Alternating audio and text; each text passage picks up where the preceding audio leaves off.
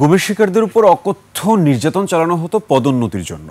রাজনৈতিক প্রতিপক্ষ কিংবা ভিন্নমত আদর্শের মানুষদের গুম করে বছরের পর বছর চালানো হতো নির্যাতন।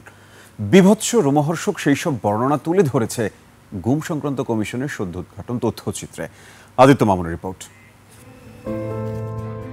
2009 সাল থেকে 5 আগস্ট 2024 সাল পর্যন্ত গুমের শিকার ব্যক্তিদের অনুসন্ধান, বন্দিশালা আবিষ্কার, তথ্য সংগ্রহ ও বিচারের সুযোগ সৃষ্টির জন্য গুম সংক্রান্ত কমিশনের তৈরি তথ্যচিত্রে বেরিয়ে এলো নির্যাতনের আরও অন্ধকার দিক।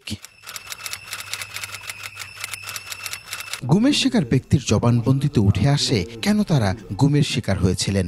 আপনি নিজেও তো দেখতেছেন এই যে নাটক সাজাইতেছে তারা, এই যে অস্ত্র এগুলা দিয়ে, এতে ওনাদের লাভটাই। ওনারা দেশের আইন শৃঙ্খলা ঠিক করবে, তো আইন শৃঙ্খলা ঠিক হবে কিভাবে? তো বললো যে আপনারা চলে যাবেন, এরপরে স্যারের প্রমোশন হবে, এইটাই লাভ। কখনো কেবল মতের মিল না হওয়ায় তুলে নিয়ে যাওয়া হতো ভিন্ন রাজনৈতিক দলের নেতাকর্মীদের। তাদের বর্ণনায় উঠে আসে বন্দিশালা আর নির্যাতনের নারকীয় দিক।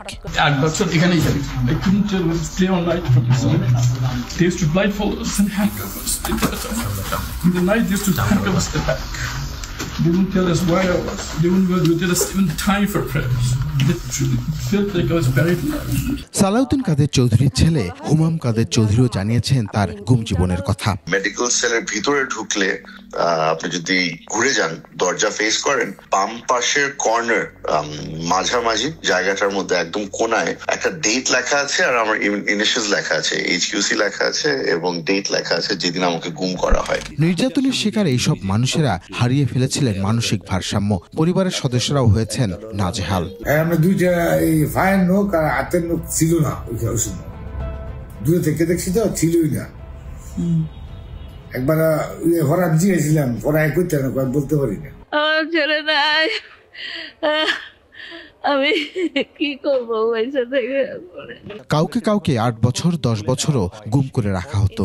বাদ যেত না নারীরাও। একটা হাতে এই পাশে ঝুলাই রাখছে, আর একটা হাতে এই পাশে। এই 5 দিনের মধ্যে 3 দিন এইভাবে আমাকে লকআপের সঙ্গে ঝুলাই রাখা হয়। 24 ঘন্টায় চোখ বেঁধে 5 ফুট বাই 7 ফুটের একটা কক্ষের সেই সব বন্দি জীবনের বিভৎসতার চিত্রই তুলে ধরা হয়েছে তথ্যচিত্রটিতে, যাকে রাষ্ট্রের প্রতি জন আস্থা পুনর্গঠনের একটি গুরুত্বপূর্ণ প্রামাণ্য দলিল হিসেবেও তুলে ধরা হয়েছে। আদিত্য মামুন, 21 টেলিভিশন, ঢাকা।